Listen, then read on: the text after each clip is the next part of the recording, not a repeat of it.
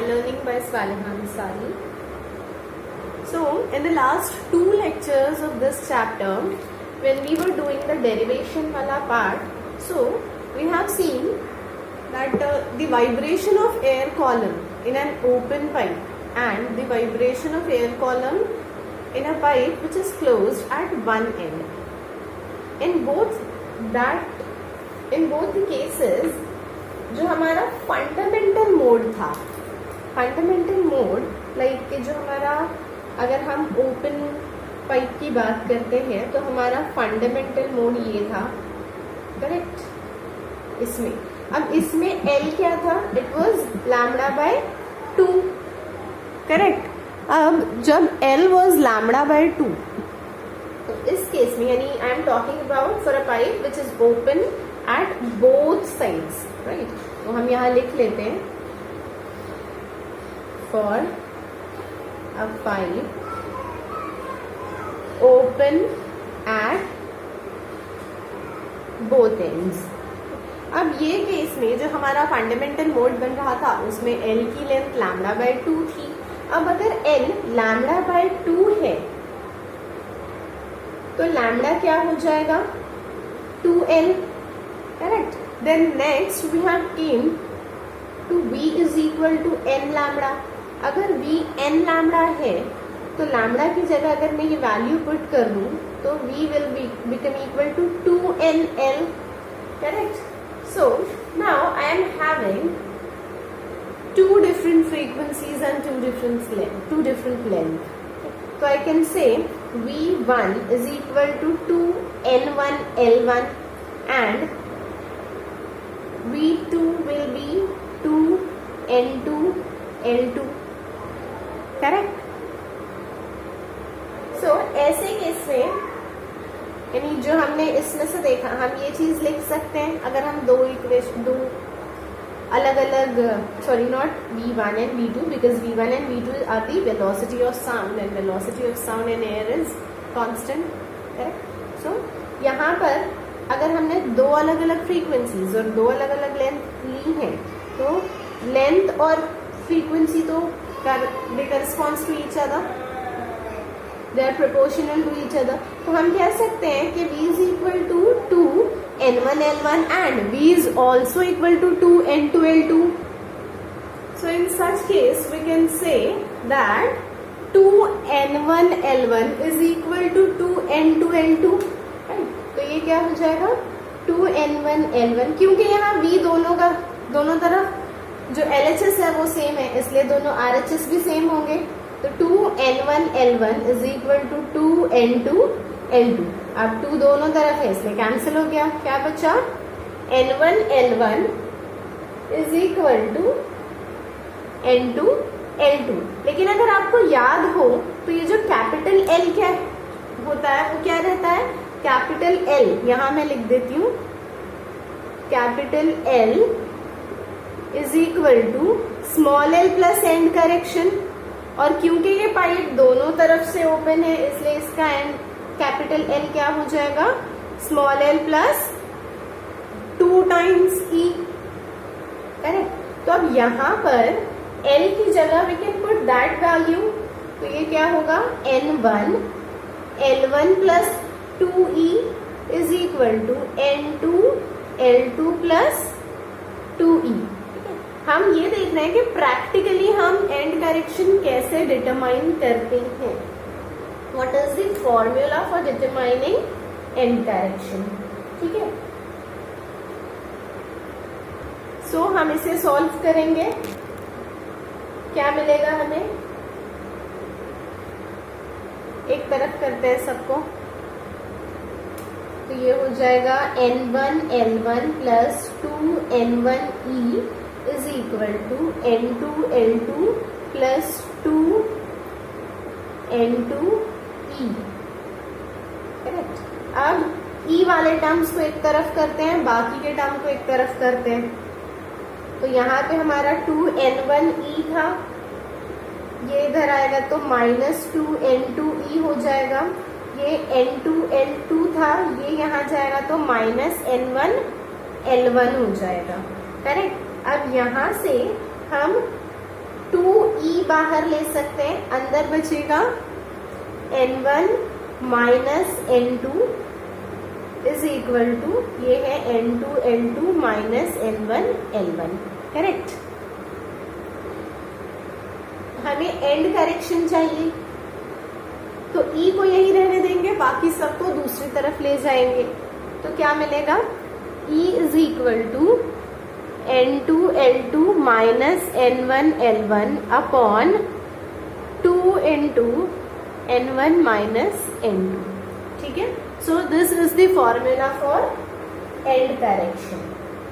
हम इसे ऐसे भी लिख सकते हैं, अगर हम साइन चेंज करें तो वैसे भी लिख सकते हैं, जैसे कि अगर हम N1 वाला टर्म पहले लेना चाहें यहाँ पे, तो ये ऐसा हो जाएगा, इट विल ऑल्सो बिकम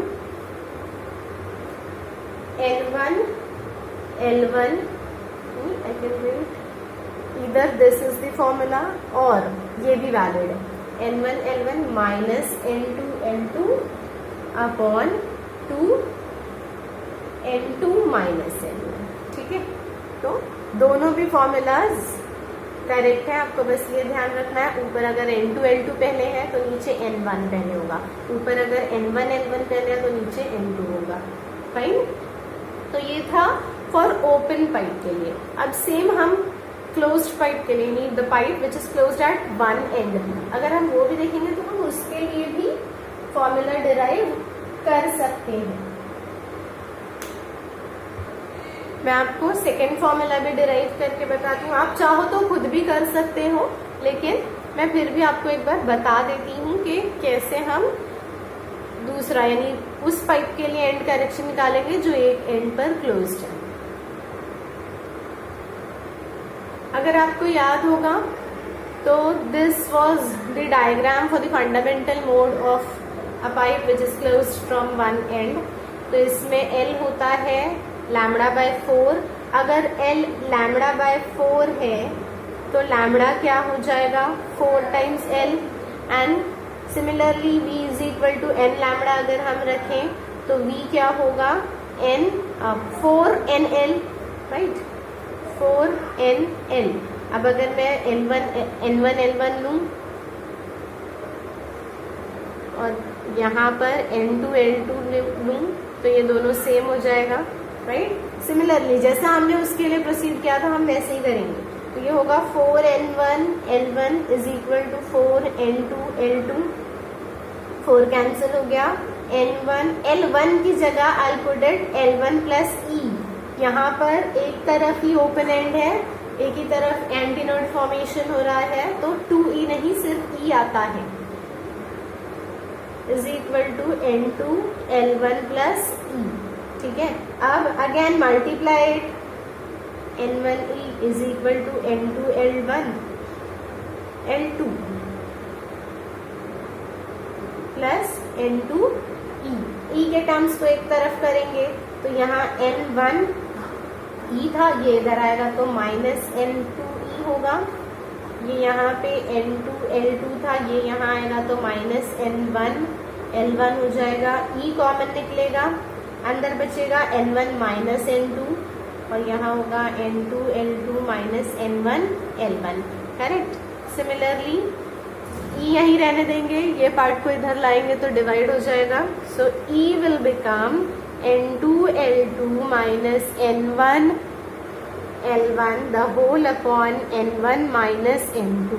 अगर आप अपनी टेक्स्ट बुक में देखने जाओ तो आपकी टेक्स्ट बुक में ये फॉर्मूला गलत दिया है, टेक्स्ट बुक में यहाँ पे 2 दिया हुआ है, मीन्स टेक्स्ट बुक में ये फॉर्मूला और क्लोज्ड पाइप वाला ओपन पाइप वाला फॉर्मूला दोनों सेम दिया है, बट वो गलत है। Pipe which is closed at one end उसके लिए डिनोमिनेटर में 2 नहीं आएगा, और I can also write it as E is equal to N1 L1 minus N2 L2 upon N2 minus N1, ठीक है। दोनों भी फॉर्मूलाज ये सही है, लेकिन टेक्स्ट बुक में जो इसके लिए दिया गया है वो रॉन्ग है, प्रिंटिंग मिस्टेक है, राइट। नीचे एक 2 प्रिंट कर दिया जो नहीं होना चाहिए था। सो इतना क्लियर है अगर, तो हम आगे बढ़ते हैं लॉ ऑफ लेंथ की तरफ। अगर आपको याद होगा कल हमने वाइब्रेशन इन स्ट्रिंग देखा था, स्ट्रिंग में वाइब्रेशंस कैसे होते हैं, राइट। तो we had came with the formula of frequency. अगर नहीं याद है आपको तो मैं याद दिला देती हूँ।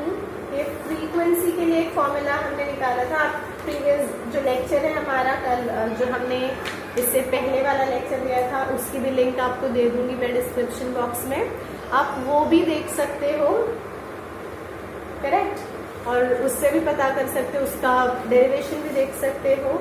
लेकिन अगर आपको याद हो तो फॉर्मूला कुछ ऐसा था, n is equal to 1/2L root of t by m, correct. तो उसमें L था, T था, M था और फ्रीक्वेंसी थी।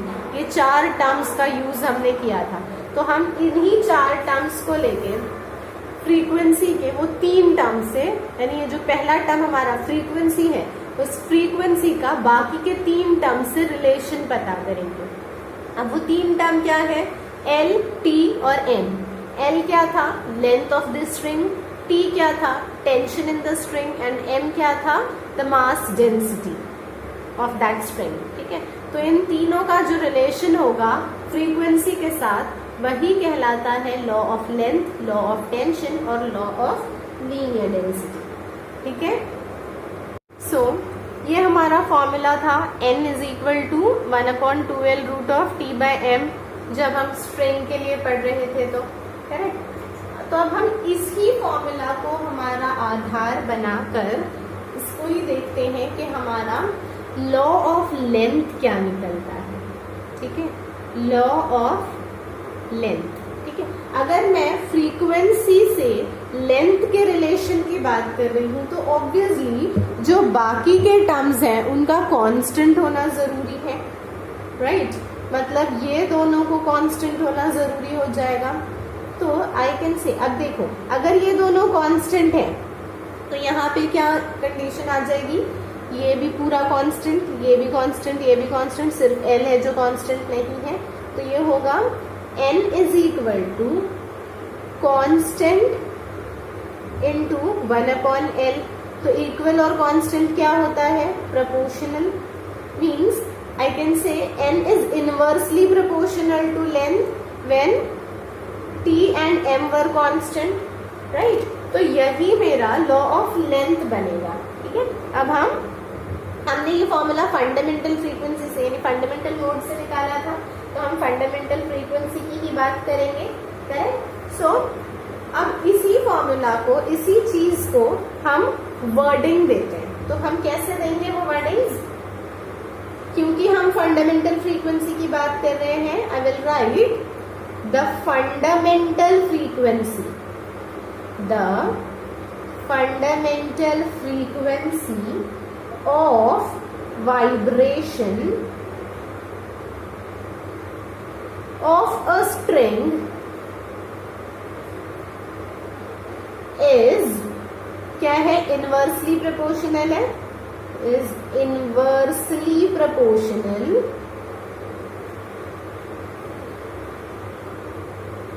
to what, to the length of the string, to the length of the string। अब कंडीशन क्या थी इसके इनवर्सली प्रोपोर्शनल होने में, टेंशन और मास डेंसिटी कांस्टेंट थे, करेक्ट। तो यहां पर हम लिखेंगे if tension and mass density, या इसे हम लीनियर डेंसिटी भी कहते हैं, विच इज लीनियर डेंसिटी का बेसिकली मतलब क्या है, मास पर यूनिट लेंथ। तो मैं यहाँ ये लिख देती हूँ, if tension and mass per unit length of the string are constant, ठीक है। तो हमने क्या किया, हमने ये फॉर्मूला याद किया, इस फॉर्मूले से लेंथ की कंडीशन निकाली और उसी को स्टेटमेंट का रूप दिया, करेक्ट। अब सिमिलरली जैसे हमने ये किया वैसे ही हम दूसरा भी देखते हैं इसी फॉर्मूला के थ्रू, जो है लॉ ऑफ टेंशन, ठीक है। अब अगर मैं लॉ ऑफ टेंशन की बात करूं, means if I am talking about this part, तो इसे और इसे कांस्टेंट होना पड़ेगा, राइट? तो यहाँ पे क्या हो जाएगा, n क्या होगा, ये कांस्टेंट है, मीन्स ये पूरा पार्ट गया कांस्टेंट, तो I can write n is constant into root of t, क्योंकि t क्या है, रूट के अंदर है, तो I can say n is proportional to root of t, क्योंकि इक्वल टू और कांस्टेंट मिलके प्रोपोर्शनल की साइन बनती है। तो यहाँ पे ये डिवाइड में था इसलिए इनवर्सली प्रोपोर्शनल, यहाँ ये डिवाइड में नहीं है, अगर डिवाइड में नहीं है तो क्या होगा, डायरेक्टली प्रोपोर्शनल। तो अब मैं यहाँ पे क्या कह सकती हूँ, जैसे हमने इसकी स्टेटमेंट बनाई थी वैसे ही हम इसकी स्टेटमेंट भी बनाएंगे। The fundamental frequency of vibration of a string is directly proportional. यहां ध्यान दीजिएगा, वो इनवर्सली प्रोपोर्शनल था, ये डायरेक्टली प्रोपोर्शनल है, इज डायरेक्टली प्रोपोर्शनल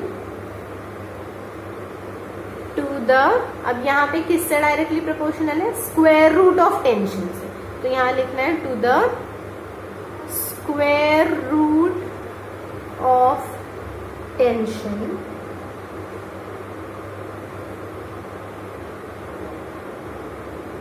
कंडीशन क्या थी, लेंथ और मास पर यूनिट लेंथ कांस्टेंट होना चाहिए, तो वही लिखेंगे if vibrating length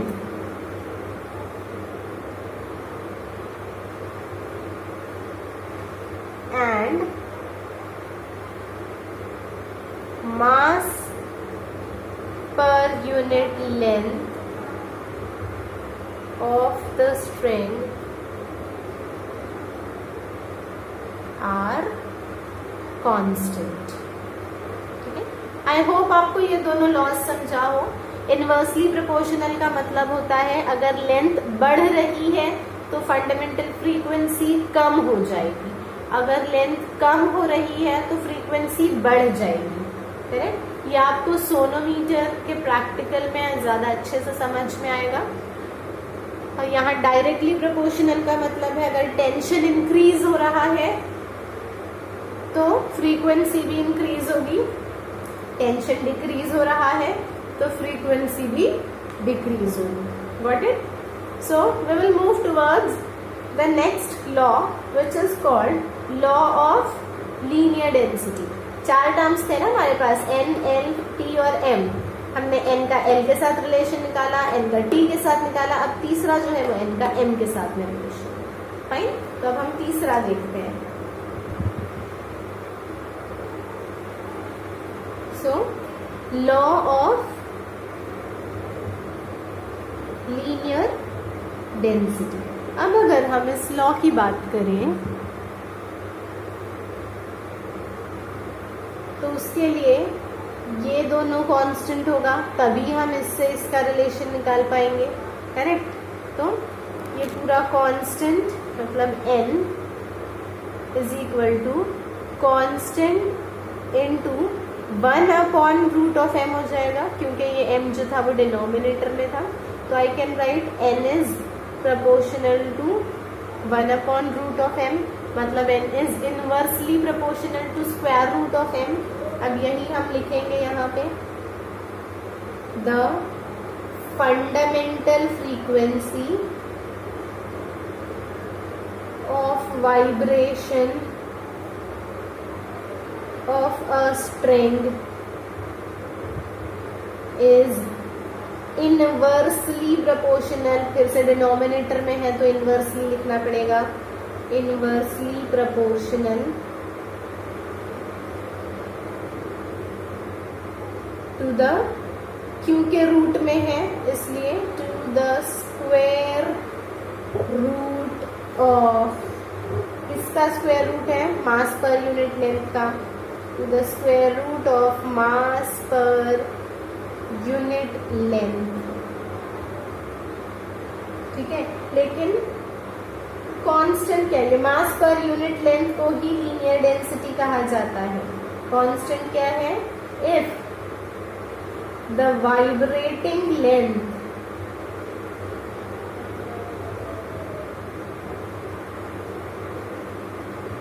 and tension are constant. ठीक है, आई होप आपको तीनों भी लॉज समझ में आए होंगे। आप जब प्रैक्टिकल्स करोगे तो आपको 2 सोनोमीटर्स हैं, लाइक सोनोमीटर 1 और सोनोमीटर 2। सोनोमीटर 1 में हम लॉ ऑफ लेंथ को प्रूव करते हैं। लॉ ऑफ लेंथ को प्रूव करते हैं, इट मीन्स हम ये पता करते हैं कि फ्रीक्वेंसी जब बढ़ रही होती है तो लेंथ कम होती है, लेंथ बढ़ती है तो फ्रीक्वेंसी कम होती है। मीन्स फ्रीक्वेंसी और लेंथ एक दूसरे से इनवर्सली प्रोपोर्शनल है। फिर हम length of law of tension भी डिटरमाइन करते हैं सोनोमीटर बी में, जिसमें हम ये पता करते हैं कि फ्रीक्वेंसी और टेंशन एक दूसरे से डायरेक्टली प्रोपोर्शनल है। Got it? So let us move further, which is the last topic of this chapter, that are beads. Beads और application of beads के बाद में this chapter will be over. ठीक है, फिर हम इसके प्रॉब्लम्स भी आपके साथ में शेयर करेंगे, जैसे ही हमें टाइम मिलेगा वैसे ही। ओके, तो बेसिकली आपको पूरा ये जहाँ तक कि भी ये चैप्टर मैं आपको पढ़ा रही हूँ वो आप लोगों के लिए इम्पोर्टेंट है इस साल के हिसाब से। ओके, बीट्स, ये टर्म आपने सुना होगा, राइट? म्यूजिकल बीट्स होती है, राइट? यानी अगर आप कोई म्यूजिकल इंस्ट्रूमेंट प्ले कर रहे हो तो आप उसमें बीट्स देख सकते हैं, ये बीट्स सुन सकते हैं। मोस्टली हम म्यूजिकल इंस्ट्रूमेंट्स में डे टू डे लाइफ में बीट्स देखते हैं। अब ये बीट्स होती क्या है? अब कोई भी 2 वेव, ये बीट्स जो है वो सुपरपोजिशन ऑफ वेव्स का एक बहुत ही बेहतरीन रिजल्ट है। आई कैन से it is a phenomena of superposition of wave. जब 2 वेव सुपर इम्पोज होती है तब ये बीट्स फॉर्मेशन है। अब वो 2 वेव जो सुपर इम्पोज हो रही है उसके लिए कुछ कंडीशन है, तभी ये बीट फॉर्मेशन करती है। क्या कंडीशन? पहली बात कि उनका एम्पलीट्यूड सेम होना चाहिए, ठीक है, विथ सेम एम्पलीट्यूड, लेकिन फ्रीक्वेंसी स्लाइटली डिफरेंट होनी चाहिए। ठीक है, स्लाइटली डिफरेंट फ्रीक्वेंसीज। अगर कोई 2 ऐसी वेव आपस में सुपर इम्पोज हो रही है जिनका एम्पलीट्यूड सेम है लेकिन फ्रीक्वेंसी थोड़ी सी फर्क है, थोड़ा इधर उधर है, तो ये जो वेव्स है जब सुपर इम्पोज होंगी तो इनमें से मैक्सिमम और मिनिमम इंटेंसिटी क्रिएट होना स्टार्ट हो जाती है, राइट? मतलब इसकी जो इंटेंसिटी होगी वो टाइम के साथ साथ वेरी करती है। अभी जैसे हमने कहा था कि अगर सेम फ्रीक्वेंसी सेम एम्पलीट्यूड होता है तो कंस्ट्रक्टिव या डिस्ट्रक्टिव इंटरफेरेंस होगा, राइट? लाइक या तो एकदम मैक्सिमम या तो एकदम मिनिमम, दैट इज एकदम मिनिमम मतलब 0। हमने हमारे फर्स्ट सेकंड लेक्चर में ये चीज ही पढ़ी थी। लेकिन यहाँ पर एम्पलीट्यूड सेम होगा लेकिन फ्रीक्वेंसी में थोड़ा सा फर्क है। अगर थोड़ा सा फर्क है तो यहाँ पे हमें एकदम मैक्सिमम और एकदम मिनिमम दैट इज एकदम 0 फ्रीक्वेंसी नहीं मिलेगी। क्या होगा? इसकी इंटेंसिटी जो है वो थोड़ी थोड़ी बढ़ेगी घटेगी और वो पीरियोडिकली होगा, like after equal interval of time. तो ये कंडीशन को हम बीट्स कहते हैं। क्या वो बीट्स क्रिएट होंगी, कभी साउंड ज्यादा हो रहा है, कभी कम हो रहा है, कभी ज्यादा हो रहा है, कभी कम हो रहा है, उसे बीट्स कहते हैं। ठीक है, तो जब साउंड मैक्सिमम होगा, जब ये इंटेंसिटी मैक्सिमम हो जाती है तो हम उस कंडीशन को वैक्सिंग कहते हैं। ठीक है, और जब इंटेंसिटी मिनिमम हो जाती है उस कंडीशन को हम वेनिंग कहते हैं। और वैक्सिंग और वेनिंग मिलकर आपके बीट्स फॉर्म करते हैं। ठीक है, तो ये था कंसेप्ट के बीट्स क्या होते हैं। अब हम देखेंगे इस चैप्टर का लास्ट डेरिवेशन जो कि है analytical method to determine the beat frequency. अब हम बीट की फ्रीक्वेंसी कैसे निकालेंगे वो देखते हैं। सो अब हम क्योंकि बीट्स के लिए दो वेव्स कंसिडर करते हैं तो हमारा हो जाएगा y1 इज, हमने पहले भी ये इक्वेशंस देखी है, अगर आपको याद नहीं है तो आप प्रीवियस लेक्चर्स देख सकते हैं। y1 is equal to a sine 2 pi n1t minus x upon lambda 1, ठीक है। अब लेकिन अगर आपको याद होगा जब हम स्टेशनरी वेव्स कर रहे थे हमने सेम इक्वेशन ली थी, बस एक में प्लस एक में माइनस लिया था क्योंकि हमारी वेव एक इस डायरेक्शन में जा रही थी दूसरी इस डायरेक्शन में आ रही थी, इसलिए एक पॉजिटिव एक नेगेटिव डायरेक्शन कंसिडर करके हमने पॉजिटिव और नेगेटिव ले लिया था। लेकिन यहाँ पे इस केस में हमारी दोनों भी वेव एक ही डायरेक्शन में जा रही है, मतलब ये स्टेशनरी वेव नहीं है, ये प्रोग्रेसिव वेव है, ओके। तो अब दोनों सेम डायरेक्शन में मतलब साइन भी सेम होगी, मीन्स y2 क्या हो जाएगा a sine 2 pi n2t minus x upon lambda 2, ठीक है। लेकिन अगर हम थोड़ा सिंपल करना चाहें इसको, अगर हम थोड़ा कंडीशन को सिंपल करना चाहें तो हम कंसिडर करेंगे कि जो लिसनर है वो x 0 पे खड़ा है, मतलब वो मीन पोजीशन पे।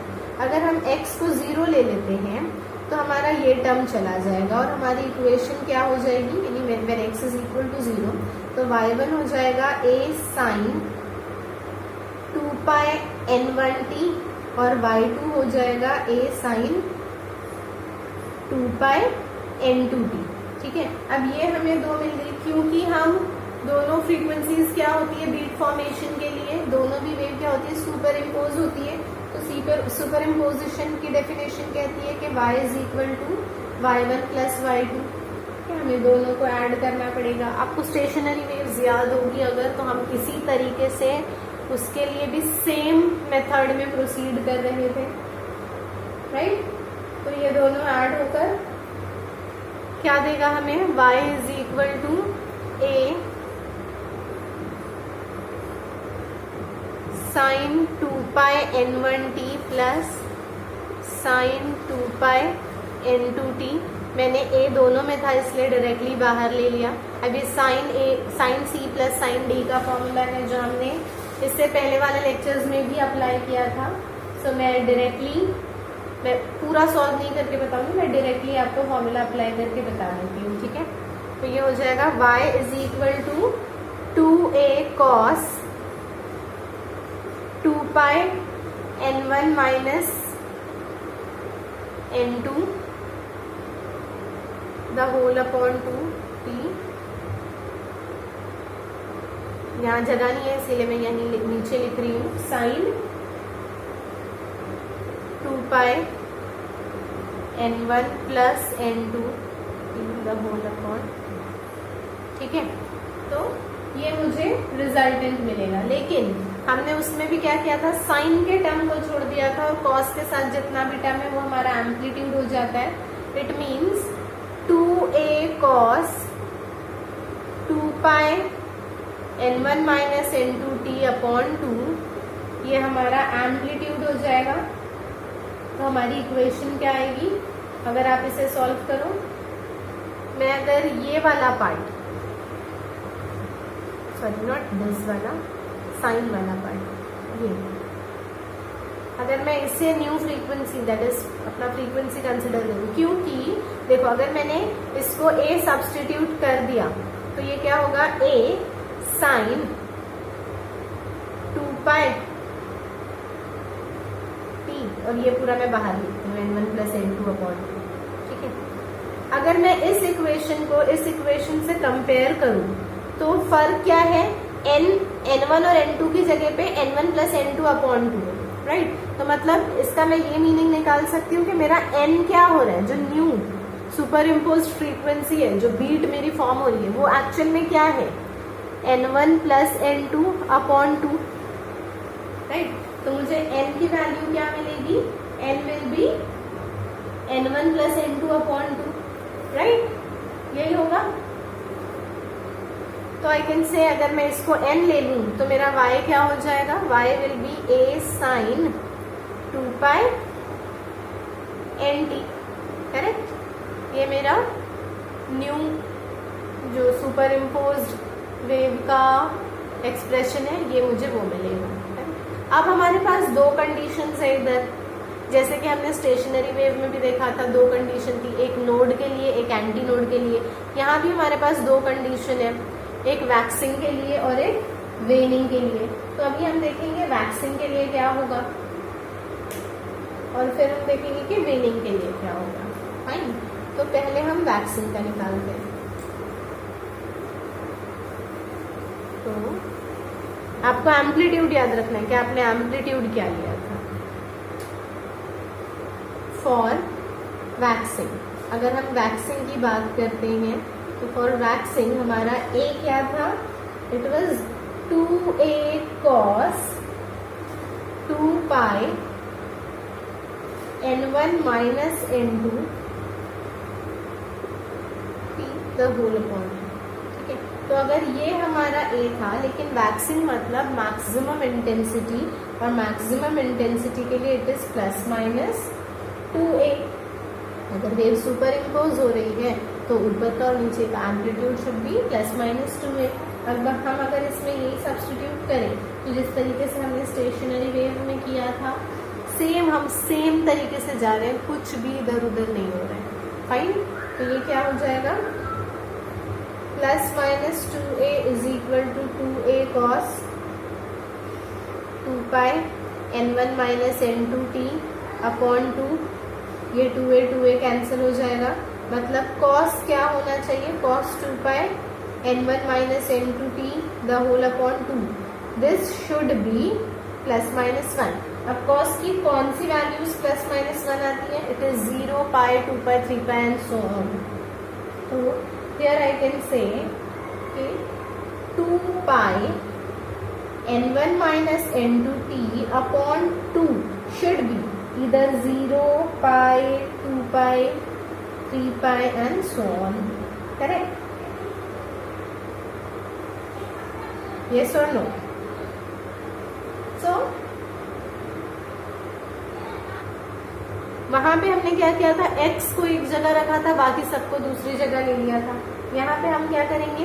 t को यहीं रखेंगे, बाकी सबको यहाँ ले लेंगे. मैं इसको p pi कंसिडर करती हूँ. तो ये होगा 2 pi n1 minus n2 t upon 2 is equal to p pi. तो ऐसे केस में ये पाई और ये पाई कैंसिल हो गया, ये 2 कैंसिल हो गया, t इधर ही है, तो ये हो जाएगा p upon n1 minus n2. Right. अब ये p की वैल्यूज क्या है? p की वैल्यू थी 0, 1, 2, 3 वगैरह वगैरह. राइट. यहाँ पे मैं लिख देती हूँ p is equal to 0, 1, 2, 3 and so on. तो p क्या होगा? It will be 0 in first case, second case में 1 upon n1 minus n2, third case में 2 upon n1 minus n2, fourth case में 3 upon n1 minus n2 and so on. समझे? तो आपको ये मिलेगा कि after this much time interval आपका सक्सेसिव मैक्सिमास प्रोड्यूस होंगे.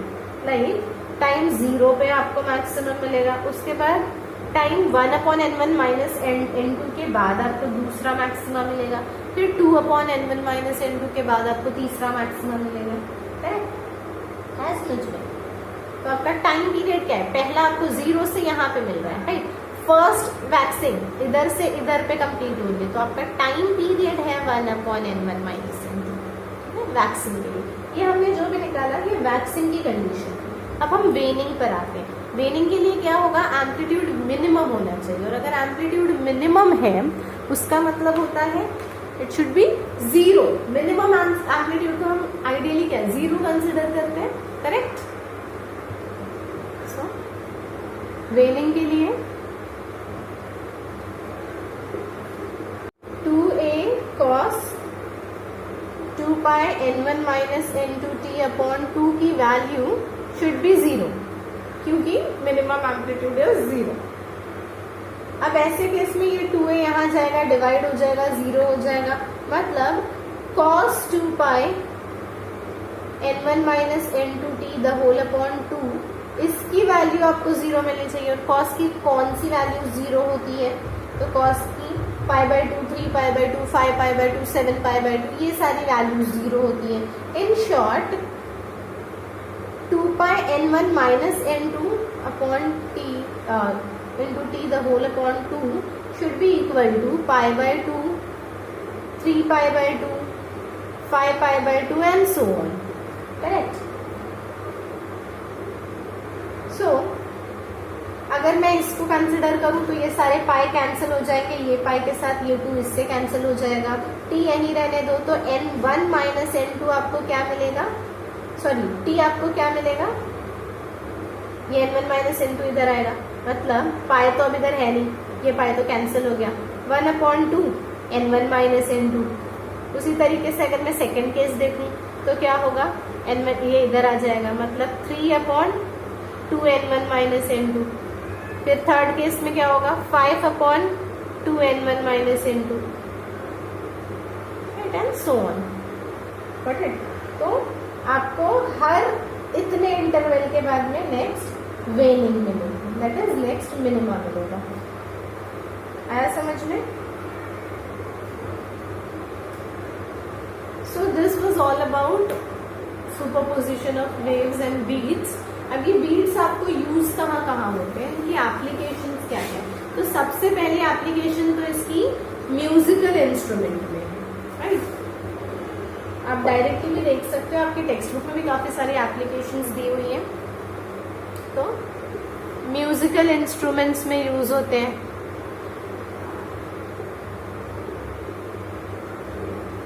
देन रडार में, सोनार में, आपको रडार और सोनार पता होगा, अगर नहीं पता है तो सोनार इज साउंड नेविगेशन,